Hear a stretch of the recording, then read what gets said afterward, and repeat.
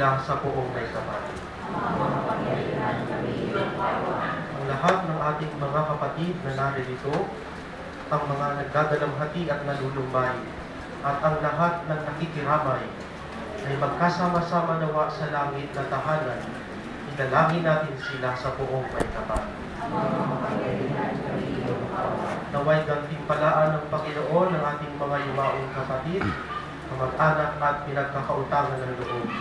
Idalangin natin sila sa buong may kapal.